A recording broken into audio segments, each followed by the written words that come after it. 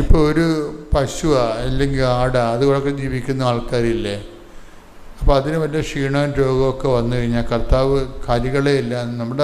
നമ്മുടെ എല്ലാ മേഖലയും ദൈവം ആശീർവദിക്കുകയും എല്ലാ മേഖലയും. അപ്പം അത് നമ്മൾ അവിടെ പോയി പ്രാർത്ഥിക്കണം. അപ്പം അച്ഛൻ പ്രാർത്ഥിക്കുന്ന സമയത്ത് നിങ്ങൾ ഇത് അവിടെ പോയി എന്നാണ് കൂടേണ്ടത്. അല്ലെങ്കിൽ ആ പ്രാർത്ഥനയുടെ സമയത്തെങ്കിലും മൊബൈലും കൊണ്ട് അവിടെ ചെന്നിട്ട് ആ പ്രാർത്ഥന അതിൻ്റെ കൂടെ പ്രാർത്ഥിക്കണം. നിങ്ങൾ എവിടെയെങ്കിലും യാത്രക്ക് പോകണമെങ്കിൽ റൂട്ട് വരച്ചിടണം അതിൻ്റെ. ഞങ്ങളൊക്കെ ചെയ്യണം അങ്ങനെയാണ്. രാവിലെ എഴുന്നേറ്റ് റൂട്ട് മുഴുവനും ഇവിടെ യാത്രയുണ്ടെങ്കിൽ തിരിച്ചു വരുന്ന വരെയുള്ള എല്ലാ റൂട്ടുകളും കർത്താവിന് സമർപ്പിക്കും. അതിന് ഫീഡിങ് പ്രെയർ എന്ന് പറയും. എൻ്റെ സ്വകാര്യമായിട്ട് ഞാൻ നടത്തിക്കൊണ്ടിരുന്ന ഫീഡിങ് പ്രെയറാണ് ഇപ്പോൾ ഈ ലേഡി ബ്രെഡായിട്ട് വരണത്. ഫീഡിങ് പ്രെയർ എന്ന് പറയണത് നമ്മൾ രാവിലെ കമ്പ്യൂട്ടറിൽ പ്രോഗ്രാം ഫീഡ് ചെയ്യണ പോലെ കർത്താവിൻ്റെ കൈകളിലേക്ക് കാര്യങ്ങളെല്ലാം കൊടുക്കും. നമ്മൾ കണ്ടുമുട്ടുന്ന വ്യക്തികൾ, നമ്മുടെ വാഹനം പോകുന്ന സ്ഥലങ്ങൾ, വാഹനത്തിനെതിരെ വരുന്ന വാഹനങ്ങൾ, സൈഡിലൂടെ വരുന്ന വാഹനങ്ങൾ, ബാക്കിലൂടെ വരുന്ന വാഹനങ്ങൾ, ഇതെല്ലാം നമ്മൾ പ്രാർത്ഥനയുടെ സബ്ജക്റ്റായിട്ട് സമർപ്പിക്കും. പ്രാർത്ഥന എന്ന് പറയുമ്പോൾ പലപ്പോഴും അത് ഇൻറ്റിമസിയുള്ള പ്രാർത്ഥനയ്ക്ക് ഡീറ്റെയിലിംഗ് കൂടും. സാങ്കേതിക പ്രാർത്ഥനയ്ക്ക് ഡീറ്റെയിലിംഗ് ഉണ്ടാകത്തില്ല. നമ്മൾ ഇപ്പോൾ ഓഫീസർമാരൊക്കെ സംസാരിക്കുമ്പോൾ അങ്ങോട്ടും ഇങ്ങോട്ടും സംസാരിക്കുമ്പോൾ ഡീറ്റെയിൽ ഉണ്ടാകത്തില്ലല്ലോ. പക്ഷേ അമ്മയും മക്കളും കൂടി സംസാരിക്കണമെങ്കിൽ ഭയങ്കര വിശദീകരണങ്ങളൊക്കെ ഉണ്ടാകും. ദൈവമായിട്ട് സംസാരിക്കുമ്പോൾ ഫീഡിങ് പ്രെയറിൽ ഡീറ്റെയിലിംഗ് ഉണ്ടാകും. നമ്മൾ കണ്ടുമുട്ടുന്ന വ്യക്തികൾ, കർത്താവ് ഇപ്പം നമ്മളെ സംബന്ധിച്ചിടത്തോളം ഇപ്പോൾ വരുന്നൊരു വിഷയം വെച്ചാൽ നമ്മുടെ റൂട്ടുകൾ സമർപ്പിക്കണമെന്ന് പറയുന്നത്, സമർപ്പിക്കുന്നതിനുള്ള ഗുണമെന്ന് വെച്ച് കഴിഞ്ഞാൽ ഈ പ്രെയർ കൊണ്ട് നമുക്കുണ്ടാകുന്ന ഏറ്റവും വലിയ അനുഗ്രഹം ഞാൻ കണ്ടിരിക്കുന്നത് പ്രൊട്ടക്ഷനാണ്. സംരക്ഷണം എന്ന് പറയും. സംരക്ഷണം ഒരു പ്രധാനപ്പെട്ട ഘടകമാണ്. എനിക്ക് പലപ്പോഴും തോന്നിയിട്ടുള്ളൊരു വിഷയം, മനുഷ്യന് അവൻ്റെ പരിഗണനയില്ലാത്ത ചില വിഷയങ്ങളൊക്കെ നമുക്ക് സംഭവിക്കത്തില്ലേ? നമ്മൾ ഓർക്കാപ്പുറത്ത് സംഭവിക്കുന്നതും അങ്ങനെയുള്ള ചില ഏടാകൂടങ്ങളൊക്കെ സംഭവിക്കത്തില്ലേ? ചില പറയും, ആ സമയത്ത് അയാളെ കാണാതെണ്ട കാര്യമില്ലായിരുന്നു, ആ വഴിക്ക് പോയതാണ് കുഴപ്പമായിപ്പോയെന്നൊക്കെ പറയത്തില്ലേ? അതെല്ലാം പ്രൊട്ടക്ഷൻ്റെ പ്രോബ്ലമാണ്. സംരക്ഷണം. ഇപ്പോൾ ഫീഡിങ് പ്രെയർ ഉണ്ടെങ്കിൽ നമുക്കത് ആ മേഖലയിൽ നമ്മൾ സേഫാണ് ശരിക്കും എല്ലാ മേഖലകളിലും. പിന്നെ ദൈവമായിട്ട് ജീവിക്കാൻ എളുപ്പമാണ് നമുക്ക്. നിങ്ങൾക്ക് ഉണ്ടാകുന്നൊരു കുഴപ്പമെന്ന് വെച്ച് കഴിഞ്ഞാൽ, എനിക്ക് എല്ലാവരെയും കുറിച്ച് ഞാൻ പറയണില്ല, എന്നാലും കുറച്ച് പേരൊക്കെ ദൈവത്തോട് പ്രാർത്ഥിക്കുന്നുണ്ടെങ്കിലും പ്രാർത്ഥനയെക്കുറിച്ച് വലിയ ഐഡിയ ഒന്നുമില്ല, ദൈവത്തെക്കുറിച്ച് ഒരു ഐഡിയ ഇല്ല. ഇപ്പം കഴിഞ്ഞ ദിവസങ്ങളിൽ ആകാശ് എന്നും പറഞ്ഞ് ഒരു മോൻ സാക്ഷ്യം പറഞ്ഞു. ആകാശ് ചെറുപ്പക്കാരനാണ്, നല്ല സാക്ഷിയാണ്. അപ്പോൾ അവൻ പറഞ്ഞത് ഏത് ദൈവത്തോട് പ്രാർത്ഥിച്ചാൽ കേൾക്കുമെന്നൊന്നും എനിക്ക് ഐഡിയ ഇല്ലെന്ന് പറഞ്ഞ്, ഏത് വിശ്വാസത്തെക്കുറിച്ച് എനിക്കൊരു ഐഡിയ ഇല്ല. ഇപ്പോൾ എങ്ങനെ ജീവിതത്തിൽ ഇത്തിരി പരുവക്കേടുമാണ്, പക്ഷേ ഏത് ദൈവത്തോട് പ്രാർത്ഥിച്ചാൽ കേൾക്കുമെന്ന് എനിക്കൊരു ഐഡിയ ഇല്ലെന്ന് ആകാശ് പറയണത്. ഇപ്പം അവൻ്റെ പ്രശ്നം എന്ന് പറയണത്, അവൻ്റെ അമ്മ അവനോട് പറയുന്നുണ്ട്, നീ പോയി ഉടമ്പെടുക്കുമ്പോനെ അപ്പം എല്ലാം ശരിയാ, അമ്മ ഇടപെടുമെന്ന് പറയും.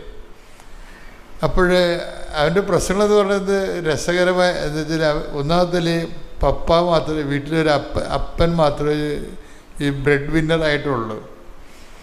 ഭക്ഷണം അധ്വാനിക്കണത് അപ്പം മാത്രമേ ഉള്ളൂ. അമ്മയ്ക്കും അവനും ജോലിയില്ല. അവൻ്റെ പെട്രോൾ അടിക്കണ കാശ് പോലും അപ്പാനോടാണ് മേടിക്കണത്.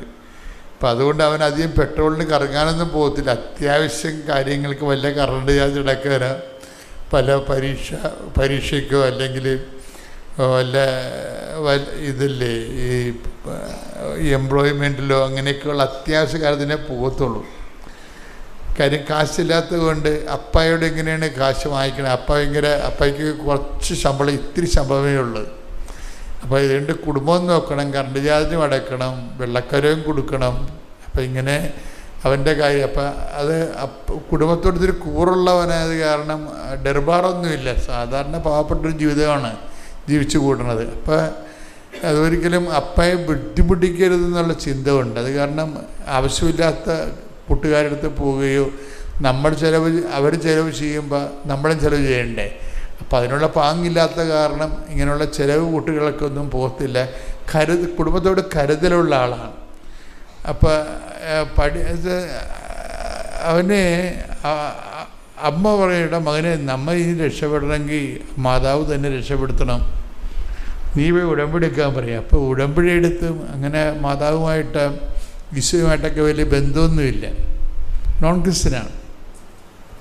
അപ്പോൾ എന്നാലും അവന് തോന്നി ഇനിയിപ്പോൾ വേറെ ഇത്രയും നാൾ ജീവിച്ചിട്ട് പ്രത്യേകിച്ചൊരു മേൽഗതി ഇല്ലല്ലോ. അമ്മ പറഞ്ഞ പോലെ അമ്മയെ പോയി കാണാമെന്ന് പറഞ്ഞ് ഇവനിവിടെ വന്ന് ഉടമ്പടി എടുത്തപ്പോൾ അവൻ്റെ ഒരു പ്രശ്നമെന്ന് പറയണത് വിദ്യാഭ്യാസത്തിൽ ഇനി എന്ത് ചെയ്യണമെന്നറിയാൻ പാടില്ല ആളിനെ. വിദ്യാഭ്യാസത്തിൽ ഇനി എന്ത് ചെയ്യണം? ജോലി വേണം, പക്ഷേ ജോലിക്കുള്ള പഠനം ആയിട്ടില്ല. ഇപ്പോൾ ഒരു അഡ്മിനിസ്ട്രേഷന് വേണ്ടി ഒരു കോഴ്സ് ചെയ്യണം, പക്ഷെ അതിന് ഭയങ്കര കാശാകത്തില്ലേ? ഇപ്പോഴത്തെ നമ്മുടെ ഷെഡ്യൂള് പഠനങ്ങൾക്ക് ശേഷം പിന്നീട് ഹയർ സ്റ്റഡീസ് പോകുമ്പോൾ ലക്ഷങ്ങളൊക്കെ അല്ലേ വരണത്. അപ്പം ആഗ്രഹമുണ്ട്, പക്ഷേ ഇവിടുന്ന് കിട്ടാനാ? 2.5 സെൻറ്റ് സ്ഥലവും വീടുവേ ഉള്ളൂ. 2.5 സെൻറ്റ് സ്ഥലവും. ആകാശത്തിൻ്റെ സാക്ഷി ഞാൻ ഭയങ്കര ഇഷ്ടപ്പെടുന്ന കാര്യം, ഭയങ്കര അത് നമ്മളിൽ പല ആൾക്കാരും ആ ജീവിതമാണ് ജീവിക്കുന്നത്. വളരെ കുറഞ്ഞ ജീവിത രീതിയാണ്. അപ്പം അതുകൊണ്ട് വലിയ കാര്യങ്ങളൊന്നും ചിന്തിക്കാൻ പറ്റത്തില്ല. വലിയ കാര്യങ്ങളൊക്കെ ചിന്തിക്കാൻ പറ്റത്തില്ല. കാര്യം പരീക്ഷ ഫീസൊക്കെ വരുമ്പോൾ അപ്പനോട് ചോദിക്കണ്ടേ? അപ്പോൾ അര ലിറ്റർ പെട്രോളിന് പോലും അപ്പനോട് ചോദിക്കാൻ പ്രയാസമുള്ള ആളാണ്. എങ്ങനെയാണ് മുന്നിൽ? അപ്പോൾ നമുക്കൊരു വഴി കാണുന്നില്ല. അത് ഭയങ്കര സങ്കടകരമായ അവസ്ഥയാണ്. വായിച്ചപ്പോൾ എൻ്റെ മനസ്സ് നിറഞ്ഞു പോയി കേട്ടപ്പോൾ. എല്ലാവരുടെയും ഒക്കെ അവസ്ഥ അത് തന്നെയാണ് ശരിക്കും. അപ്പം അതുകൊണ്ട് അമ്മയടുത്ത് വന്ന് ചോദിക്കാം. അപ്പം അമ്മയടുത്ത് ഇവിടെ വന്നിട്ട് ഇവന് പ്രാർത്ഥിക്കാൻ അറിയാൻ പാലാത്തത് കൊണ്ട് ഇവിടെ വന്ന് കുറേ നേരം അമ്മയോട് സംസാരിച്ചിട്ട് പോയി. എൻ്റെ കാര്യമൊക്കെ അമ്മയ്ക്ക് അറിയാമില്ല, പരുവക്കേടാണ്. കണ്ട അതൊക്കെ അതാണ് ഡയലോഗ് എന്ന് പറയുന്നത്, കോൺവെർസേഷൻ. പ്രാർത്ഥിക്കാൻ അറിയാൻ പാലാത്ത കാരണം വർത്തമാനം പറയാനറിയാം. കാര്യം ഇവനും അമ്മയുമായിട്ട് ഭയങ്കര കൂട്ടാണ്, അവൻ്റെ അമ്മയുമായിട്ട്. അത് കാരണം അതുപോലെ ആയിരിക്കും ഈ അമ്മയെന്നും പറഞ്ഞുകൊണ്ട് കക്ഷി ഇവിടെ വന്ന് ഉടമ്പടി എടുത്തിട്ടും പോകാതെ നിന്നിട്ട് കുറേ കാര്യങ്ങളൊക്കെ പറഞ്ഞ് അമ്മയും മകനും കൂടി ഇരുന്ന് പറയണ പോലെയൊക്കെ കുറേ കാര്യങ്ങൾ അമ്മയോട് പറഞ്ഞ് ഇവൻ ഉടമ്പടിയും ചെയ്ത് അവന് ഹരിപ്പാടെത്തിയതേ ഉള്ളൂ. അപ്പം തന്നെ ഫോൺ വന്നു, അപ്പന് നല്ല ജോലിയായെന്ന്. പെട്ടെന്നാണ് സംഭവം. ആ പ്രാർത്ഥന കേട്ട് ശരിക്കും. കാര്യം ഇത് പ്രാർത്ഥിക്കുന്ന നമ്മളെ ദൈവത്തിൻ്റെ മനസ്സ് തൊടണം. അല്ലാതെ ഇത് എപ്പം തീരും ഈ പ്രാർത്ഥന, കുർബാന എപ്പം തീരും, എപ്പോൾ വീട്ടിൽ പോകാൻ പറ്റും എന്നൊക്കെ പറഞ്ഞ് ഇപ്പോൾ പള്ളിയിലൊക്കെ തന്നെ ഞങ്ങൾക്ക് കുർബാനയ്ക്ക് എനിക്കാണെങ്കിൽ കുർബാന ഉയർത്താൻ പേടിയാണ്. ഇതാ ദൈവത്തിൻ്റെ കുഞ്ഞാടെന്നും പറഞ്ഞ് നമ്മൾ ഉയർത്തുമ്പോഴായിരിക്കും ഈ കണ്ടു നിൽക്കണവന് ഇറച്ചി മേടിക്കണ കാര്യം ഓർക്കണത്. അവനപ്പം തന്നെ സ്കൂട്ടാണ് ഓടുന്നത്. അപ്പം അതുകൊണ്ട് അതിൽ അങ്ങനെ ദൈവമായിട്ട് അകത്തിൻ്റെ ബന്ധമുള്ളവർക്ക് അവരെക്കാൾ ബന്ധം അളിയൻ, അമ്മാവൻ, അപ്പൻ, ബന്ധുക്കളൊക്കെ ഇട്ടിക്ക്, അങ്കിള്, ഇങ്ങനെയൊക്കെ കുറേ. നിങ്ങൾ തന്നെ എപ്പോഴും നോക്കിയാൽ നിങ്ങളുടെ അങ്കിളിന് നിങ്ങൾ ഏറ്റവും ഇഷ്ടപ്പെടുന്നത് ചിലപ്പോൾ അങ്കിളിനായിരിക്കും. കാര്യം അപ്പനേക്കാൾ അങ്കിളിനെ സ്നേഹിക്കുന്ന കുറേ അധികം ആൾക്കാരുണ്ട്. അതെന്താ വെച്ച് കഴിഞ്ഞാൽ അത് ഈ മനുഷ്യന്മാരുടെ പൊട്ടത്തരാണേ. കാര്യം ഒരു ജീവിതകാലം മുഴുവനും കഷ്ടപ്പെടുന്ന അപ്പൻ ഒരു മണവുമില്ല, ഗുണവുമില്ല. 10 കൊല്ലമോ 2 കൊല്ലമോ കൂടുമ്പോൾ ഏതെങ്കിലും വിദേശ രാജ്യത്ത് നിന്ന് കെട്ടിയിറങ്ങണം അങ്കിള് കൊണ്ടുവന്ന് അവർക്ക് വല്ലതും കൊടുത്തുകയാണെങ്കിൽ കുഞ്ഞുങ്ങളെപ്പോലെ ഇത് അങ്കിളെ വലിയ ആളായിട്ട് കാണും. അയ്യോ, നോൺസെൻസ് എന്ന് പറഞ്ഞാൽ അട്ടർ നോൺസെൻസ്. അപ്പനേക്കാൾ വലിയ അങ്കിള് നക്കാപ്പിച്ച കൊടുത്ത് വിലക്ക് വാങ്ങിക്കും. അപ്പം അനീതി നിങ്ങൾ ബന്ധങ്ങളിൽ കാണിക്കരുത് ഒരിക്കലും. അത് എപ്പോഴും നമ്മൾ എപ്പോഴും റിലേഷൻസ് ബേസ് എപ്പോഴും നമ്മൾ ചിലപ്പോൾ നമ്മുടെ മാതാപിതാക്കന്മാർക്ക് അത്രയും വലിയ കഴിവുണ്ട്. നിങ്ങൾ ഈ മാതാപിതാക്കന്മാർ മറ്റുള്ളവരായിട്ട് കമ്പയർ ചെയ്യും. നിങ്ങൾ മറ്റുള്ളവരുടെ മാതാപിതാക്കന്മാർ അങ്ങനെയല്ല. ദൈവം നമുക്ക് തന്ന മാതാപിതാക്കന്മാർ ആണ് ദൈവം കഴിഞ്ഞാൽ നമ്മുടെ ആൾക്കാർ. അവരെ നമ്മൾ ദൈവം കഴിഞ്ഞാൽ പിന്നെ പരിഗണിക്കാൻ തുടങ്ങിക്കഴിയുമ്പോൾ തന്നെ നമ്മൾ ബ്ലെസ്ഡ് ആകാൻ തുടങ്ങും. നമുക്ക് വേറെ ഒരാളെ കൊണ്ടുപോയി അന്നഴകുന്നതിന് അപ്പനെന്ന് പറയത്തില്ലേ, അങ്ങനെ അന്നഴകുന്നതിന് അപ്പനാക്കിയാൽ ഒരിക്കലും ബ്ലെസ്സിങ്സ് കിട്ടത്തില്ല. ദൈവത്തിന് അറിയാമല്ലോ ഇത് യൂസ് ആൻഡ് ത്രോയാണ് കയ്യിലിരിക്കുന്നത്. ഉപയോഗം ഉണ്ടെങ്കിൽ താങ്ങിപ്പിടിച്ചു നടക്കും, ഉപയോഗം ഇല്ലെങ്കിൽ നാം ഇട്ടുകളയും, എവിടെയെങ്കിലും ഇട്ടുകളയും. അപ്പം അത് ഉടമ്പടിയിൽ ആ റിലേഷൻസ് എല്ലാം കറക്റ്റ് ചെയ്യണം. കാര്യം ഇവന് ഒരു ഇൻറ്റിമസി, എനിക്ക് ആകാശത്തിൽ നിന്ന് എനിക്ക് മനസ്സിലായത് ഇൻറ്റിമസി ഉണ്ട്. അപ്പം അവൻ്റെ അമ്മയോട് സംസാരിക്കുന്ന പോലെയാണ് അമ്മയോട് അവൻ വന്ന് സംസാരിച്ചിട്ട് പോയി. അവൻ പറഞ്ഞ കാര്യം ഇതാണ്, അപ്പൻ്റെ കയ്യിൽ കാശ് വാങ്ങിച്ചാൽ പെട്രോൾ വാങ്ങിക്കണത്, എനിക്കതുകൊണ്ട് എപ്പോഴും പേടിക്കാൻ പറ്റത്തില്ല, അപ്പം അപ്പനെ എന്തെങ്കിലും തരത്തിൽ സഹായിക്കണം, അപ്പനെ എന്തെങ്കിലും അദ്ദേഹത്തിനെ പറയണം, അപ്പനെ എന്തെങ്കിലും തരത്തിൽ സഹായിക്കണം, ഇതൊക്കെയാണ് പറയണത്. ഇതാണ് അത്. എന്നിപ്പം നിങ്ങൾ എല്ലാവരെയും മോഡലെടുക്കരുത്, മോഡലെടുക്കണം എന്നല്ല ഞാൻ പറയണത്.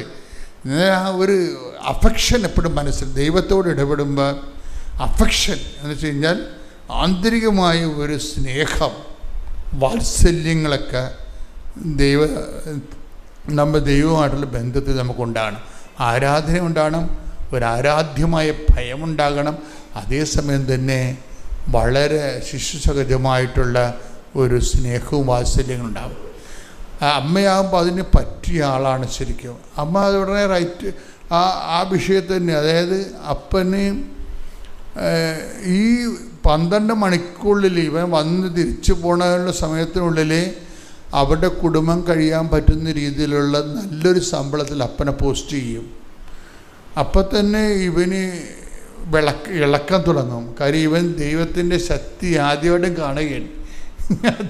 കാണുകയാണ്.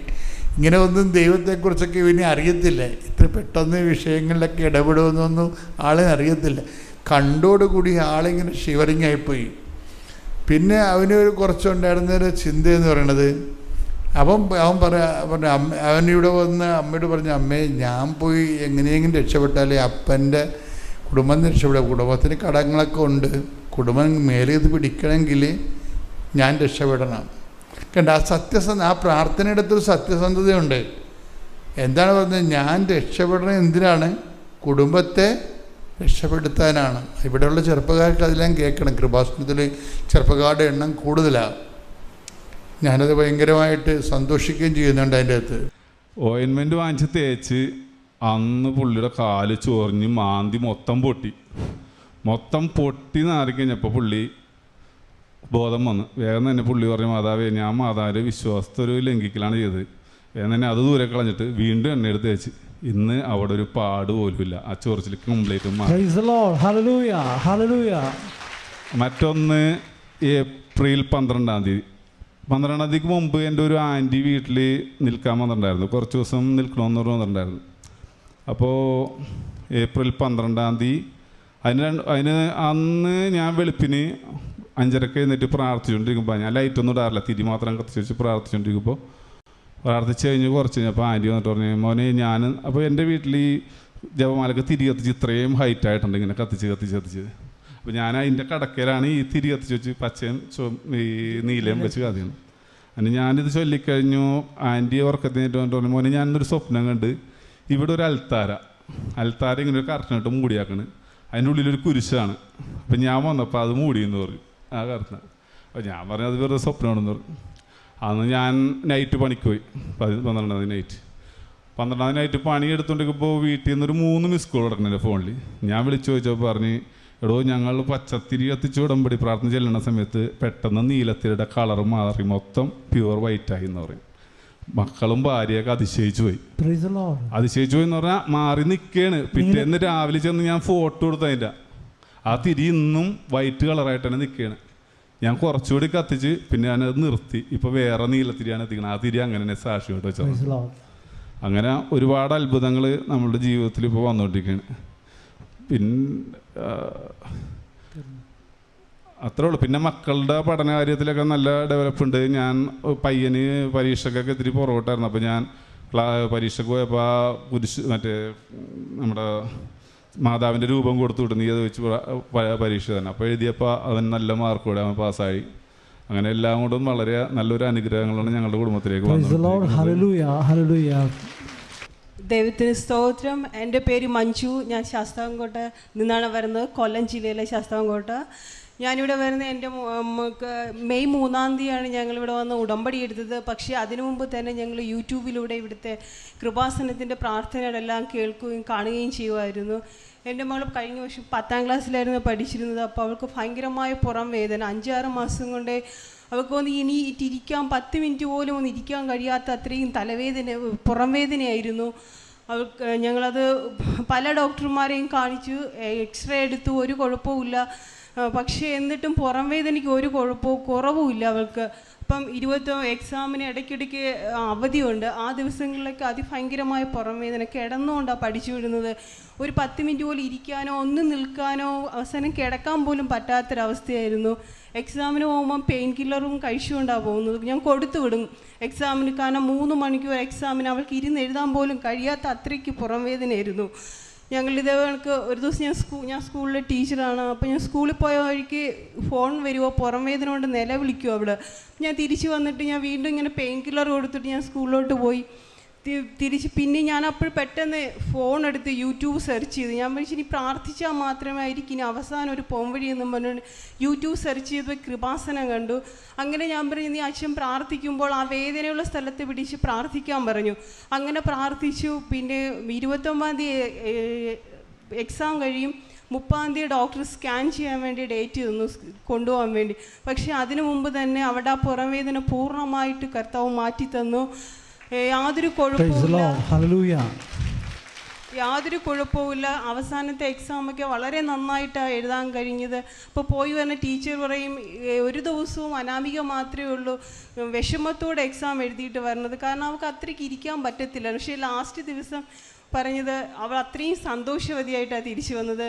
അതുപോലെ തന്നെ അവൾക്ക് 12 വർഷമായിട്ട്, ഇപ്പോൾ 16 വയസ്സുണ്ട്, 4 വയസ്സ് മുതൽ തുടങ്ങിയ ശ്വാസം മുട്ടാണ്.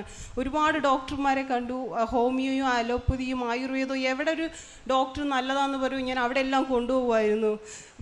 അപ്പോൾ അവൾ തന്നെ പറയും, വളർന്നു വരുന്തോറും ഗുളികളുടെ എണ്ണം കൂടി വരികയാണല്ലോ അമ്മയെന്ന്. അങ്ങനെ ഞങ്ങൾ ഇത് പ്രാർത്ഥിച്ചു. പുറം വേദനയ്ക്ക് വേണ്ടി മാത്രമായിരുന്നു ഞാൻ മാതാവിനോട് പ്രാർത്ഥിച്ചത്. പക്ഷേ എൻ്റെ മാതാവ് അവളുടെ ആ ശ്വാസം മുട്ടൽ, 12 വർഷമായ ശ്വാസം മുട്ടൽ മാറ്റിക്കൊടുത്തവർക്ക്. അതുപോലെ അവൾക്ക് ഒരു പാത്തോലിൻ ഗ്ലാൻഡിനൊരു വീക്കം വരും. അതൊരു ചെറിയ തടിച്ചായിട്ട് വരും. പിന്നെ അതങ്ങ് പഴുത്ത് വീങ്ങി അതിഭയങ്കരമായ വേദന, ഒന്ന് എണീറ്റിരിക്കാൻ പോലും കഴിയത്തില്ല.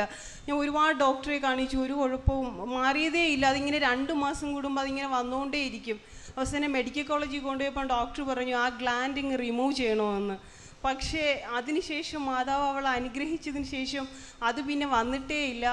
അതുപോലെ തന്നെ ഷൂസ് ഇട്ട അലർജി ഉണ്ടായിരുന്നു. ആ അലർജി ഇവിടുത്തെ ഉപ്പും ഞങ്ങൾ അവൾ ചാലിച്ചത് തേച്ചിലൂടെ പിറ്റേന്ന് നോക്കിയപ്പോൾ ഒരു കറുത്തിരുന്ന കാല് ഒരു പാടുപോലും ഇല്ലാതെ മാതാവ് സൗഖ്യപ്പെടുത്തി. ഒരുപാട് അനുഗ്രഹങ്ങൾ. ഉടമ്പടി എടുത്തതിന് ശേഷം ഞങ്ങളുടെ കുടുംബത്തിൽ ഭയങ്കര സന്തോഷമാണ്, സമാധാനമാണ്. മക്കളായാലും എല്ലാവരും.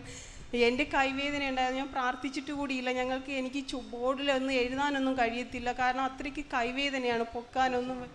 ടീച്ചർ അപ്പോഴെനിക്ക് എപ്പോഴും എഴുതണമെന്ന് എനിക്ക് കൈപൊക്കി എഴുതാൻ പറ്റത്തില്ല. രാവിലെ ഒന്നും എണീക്കാനൊന്നും പറ്റത്തില്ല, കാരണം ഈ കൈയെല്ലാം പെരുത്തിരിക്കും.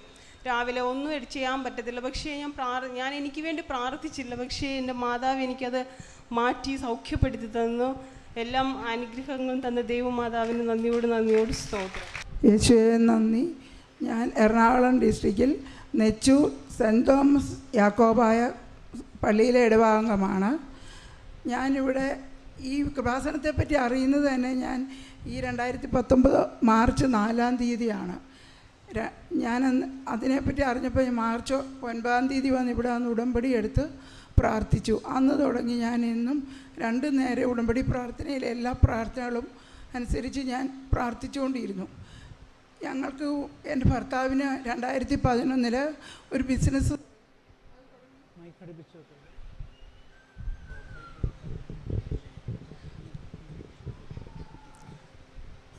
ബിസിനസ് തുടങ്ങി കുറച്ച് കഴിഞ്ഞപ്പോൾ പുള്ളിക്കാരന് ലിംഫോമ രോഗമുണ്ടെന്ന് അറിഞ്ഞു. അപ്പോൾ ബിസിനസ്സിലൊന്നും നോക്കാനും പറ്റിയില്ല, കുറേ ബാധ്യതകളുമായി. പക്ഷേ ചികിത്സിച്ച ദൈവത്തിൻ്റെ അനുഗ്രഹം ഉണ്ടായി, രോഗം പൂർണ്ണമായിട്ടും മാറി. അപ്പോൾ ബാധ്യതകളെല്ലാം കാരണം ഞങ്ങളുടെ വീടും വസ്തുവെല്ലാം കൊടുക്കുവാൻ വേണ്ടിയിട്ട് വളരെയേറെ പ്രാർത്ഥനയോടെ 2012 തുടങ്ങിയിരുന്നു. പക്ഷേ ഈ കൃപാസനത്തിൽ വന്ന് ഞാൻ ഉടമ്പടി പ്രാർത്ഥന എടുത്ത് പ്രാർത്ഥിച്ച് എനിക്ക് ഈ 3 മാസം തേയുന്നതിന് മുമ്പ് എനിക്കതിൻ്റെ ഫലം തന്നു. ഞങ്ങളുടെ വീടും വസ്തുവെല്ലാം വിൽക്കുവാൻ അഡ്വാൻസും തന്നു. എനിക്കത് ഒരിക്കലും വിശ്വസിക്കാൻ പറ്റാത്ത ഒരിതാണ്. ഞാൻ അമ്മയോട് ഞാൻ 1000 എൻ്റെ കുടുംബങ്ങൾ നന്ദി പറയുന്നു. എൻ്റെ പേര് ഷിബി അലക്സാണ്ടർ, നെടുമുടിയിൽ നിന്ന് വരുന്നു. ഞാൻ മാർച്ച് 11-ാം തീയതി അച്ഛനെ കാണാൻ ഉടമ്പടി എടുത്തിരുന്നതാണ്. പക്ഷേ എനിക്ക് 8-ാം തീയതി നടുവെട്ടൽ വന്ന് ഡിസ്ക് തെന്നി അതിൻ്റെ ഇടയ്ക്ക് ഞരമ്പ് കയറി നടക്കാൻ മേലാത്ത അവസ്ഥയായിരുന്നു. അപ്പോൾ എൻ്റെ സഹോദരി ഞാനും കൂടെയാണ് ഉടമ്പടി എടുത്തിരുന്നത്. സഹോദരി വന്ന് അച്ഛനോട് പറഞ്ഞു എൻ്റെ സഹോദരിക്ക് വരാൻ മേല, അച്ഛന് ഒന്ന് പ്രാർത്ഥിക്കണമെന്ന് പറഞ്ഞു. അച്ഛൻ പ്രാർത്ഥിച്ചു. പക്ഷെ ഞാനിത് അറിയുന്നില്ല, ഞാൻ ബെഡ് റെസ്റ്റാണ്. MRI സ്കാൻ ചെയ്തു. അപ്പോൾ L4 L5 ഡിസ്ക് പിന്നെ അതിൻ്റെ ഇടയ്ക്ക് ഞരമ്പ് കയറിയിരിക്കുകയാണെന്നാണ് പറഞ്ഞത്. അച്ഛൻ പ്രാർത്ഥിച്ചും സഹോദരിയോട് പറഞ്ഞ് ഉടമ്പടി തൈലം പുരട്ടിയാൽ മതി, പ്രാർത്ഥിച്ചാൽ മതി, വേറൊന്നും ചെയ്യണ്ട എന്ന് പറഞ്ഞു. അത് അവൾ ആ പ്രാർത്ഥിക്കുന്ന സമയത്ത് ഞാൻ അറിയുന്നില്ല, എനിക്ക് ആ സമയത്ത് ഞാൻ വീട്ടിൽ എനിക്ക് അനുഭവപ്പെടുന്നത് നടുവിന് എന്തോ വെച്ച് കെട്ടിയ ഒരനുഭവം, എന്തോ തിരുകുന്ന ഒരനുഭവം. എനിക്ക് പറഞ്ഞറിയിക്കാൻ മേലാത്ത വളരെ ഒരു ഭയങ്കര ബുദ്ധിമുട്ട്. കിടക്കാൻ മേല, നിൽക്കാൻ മേല. അപ്പോഴും ചൂട് വെച്ചാൽ അയവ് കിട്ടുമെന്നാണ് ഞാൻ വിചാരിച്ചത്. പക്ഷെ ചൂട് വെച്ചിട്ടും രക്ഷയില്ല. പിന്നെ ഞാൻ പോയി കിടന്ന് സഹോദരി ഇവിടുന്ന് അവിടെ വന്നേച്ചും അച്ഛൻ പറഞ്ഞ് തൈലം പുരട്ടിയാൽ മതി, വേറെ ഒന്നും ചെയ്യണ്ട എന്ന് പറഞ്ഞു. ഇവൾ വന്ന് എനിക്ക് തൈലം അവൾ തന്നെ എനിക്ക് പുരട്ടി തന്നു. ഞാൻ നിലത്ത് കാല് കുത്തി ഇന്ന് നാഴിക വരെ എനിക്ക് നടുവേദനയോ മരവിപ്പോ പെരുപ്പോ ഒന്നും ഉണ്ടായിട്ടില്ല. നിൽക്കുമ്പോൾ നടുവിൻ്റെ മുട്ടിൻ്റെ അവിടെ ഒരു വളവ് പോലെ വന്നാലും മടിഞ്ഞു പോകുന്ന ഒരവസ്ഥയായിരുന്നു എനിക്ക്. അങ്ങ് ഇങ്ങനെ എനിക്ക് പറയാൻ പറ്റാത്ത ഒരു ബുദ്ധിമുട്ടാണ്. അപ്പം ഞാൻ സഹോദരിയോട് ചോദിച്ചു, എത്ര മണിക്കാണ് അച്ഛനെ നീ കണ്ടതെന്ന് ചോദിച്ചു. 12 മണിക്ക് കഴിഞ്ഞാണെന്ന് പറഞ്ഞു. ഞാൻ പറഞ്ഞു എനിക്ക് ആ സമയത്താണ് ഈ അനുഭവങ്ങളെല്ലാം ഉണ്ടായത്. അപ്പം ഇത് കഴിഞ്ഞപ്പം എൻ്റെ മോള് പറയുകയാണ്, MRIയുടെ റിസൾട്ട് കണ്ട് പിന്നെ എങ്ങാനും മാറിപ്പോയതാണോ, വല്ലവരോടും വെച്ച് ഞാൻ പറഞ്ഞു മോളെ അങ്ങനെ നീ പറയരുത്. അച്ഛൻ പിന്നീട് എനിക്ക് എന്തുകൊണ്ട് ഈ മരവിപ്പോ പെരുപ്പോ ഈ ഡിസ്ക് തെന്നിയതായിട്ടോ അല്ല ഇതിൻ്റെ ഇടയ്ക്ക് തിരികുന്നതായിട്ടോ ഒന്നും എനിക്ക് ഇന്ന് നാഴിക വരെ എനിക്ക് അനുഭവപ്പെട്ടിട്ടില്ല. വലിയ ബുധനാഴ്ച, നമ്മുടെ വലിയ നോയമ്പിൻ്റെ ബുധനാഴ്ച മലയാറ്റൂർ മല കയറി എനിക്ക് ഒരു കുഴപ്പവും കൂടാതെ എല്ലാ ജോലികളും ഞാൻ ചെയ്യുന്നു. ഇത് വന്നതായിട്ട് എനിക്ക് പറ്റുന്നില്ല. എനിക്ക് അങ്ങനെ പൂർണ്ണ സൗഖ്യമായിട്ടിരിക്കുന്നു. ഞാൻ കൊല്ലത്ത് ഇരവിപുരത്ത് നിന്ന് വരുന്നു. എൻ്റെ മകന് സാക്ഷി പറയാനാണ് ഞാൻ വന്നത്.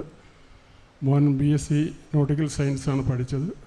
10 വർഷമായി അവൻ പഠിച്ച് ഇറങ്ങിയിട്ട് ഒരു ജോലിയും ഇതുവരെ തരപ്പെട്ടില്ല. ബോംബെ, ഗുജറാത്ത് അങ്ങനെ പല സ്ഥലങ്ങളിലും പോയി കുറച്ച് കാശും അവൻ്റെ ഏജും നഷ്ടപ്പെട്ടതല്ലാതെ മറ്റൊരു ഉപകാരവും ഉണ്ടായില്ല. അങ്ങനെ നാട്ടിൽ തിരിച്ചു വന്നു. പലയിടത്തും 1 വർഷം 6 മാസം ഇങ്ങനെ പല ജോലിക്കായിട്ട് നിന്നു. അതിലും അവനൊരു ഗുണമുണ്ടായില്ല. അങ്ങനെ ഇരിക്കെ ഞങ്ങളുടെ ബന്ധുവിൻ്റെ അടുത്ത്, അവൻ ഇസ്രായേലിൽ നിൽക്കുകയായിരുന്നു, ഞങ്ങളുടെ ബന്ധുവിൻ്റെ അടുത്ത് ഒരു വിസ വേണമെന്ന് ഞങ്ങൾ പറഞ്ഞതിന് ശേഷം ഞങ്ങളിവിടെ വന്ന് എൻ്റെ വൈഫ് വന്നു, ഞാനുമായിട്ട് വന്ന്. എൻ്റെ വൈഫാണ് ആദ്യം വന്ന് ഉടമ്പടി എടുത്തത്. പ്രാർത്ഥിച്ചു. ഞാനും അതിൽ പങ്കാളിയായി കൂടിച്ചേർന്ന് പ്രാർത്ഥിക്കുകയും ഇവിടെ 3 പ്രാവശ്യം വന്ന് പ്രാർത്ഥനയിലും ആരാധനയിലും പങ്കുകൊള്ളുകയും ചെയ്തു. ഞാൻ അമ്മയോട് പറഞ്ഞു, എല്ലാവർക്കും അമ്മ പല കാര്യങ്ങളും നടത്തിക്കൊടുക്കുന്നു. എൻ്റെ മകന് ഇതുവരെയും ഒന്നും സാധിച്ചില്ല. അവന് 28 വയസ്സ് കഴിഞ്ഞു. എനിക്ക് വളരെയേറെ സങ്കടമുണ്ട്. എൻ്റെ മകനും അമ്മ ഞങ്ങൾ കൊടുത്തിരിക്കുന്ന ഈ വിസ ശരിയാക്കി തരണം. ശരിയായി അവൻ അവിടെ ജോലിക്ക് കയറിയാൽ ആ നിമിഷം വന്ന് അമ്മയുടെ മുമ്പിൽ ഞാൻ സാക്ഷ്യം പറയാമെന്ന് പറഞ്ഞു. അവൻ 20 ദിവസം കൊണ്ട് ഇസ്രായേലിൽ പോയി ജോലി ചെയ്യുകയും ജോലിക്കിറങ്ങി ജോലി ചെയ്യുകയും കഴിഞ്ഞ ആഴ്ച ഞാൻ സാക്ഷ്യം പറയാമെന്ന് എനിക്ക് സാധിച്ചില്ല. ഇപ്പോൾ വന്ന് ഞാൻ അവന് വേണ്ടി സാക്ഷ്യം പറയുകയാണ്.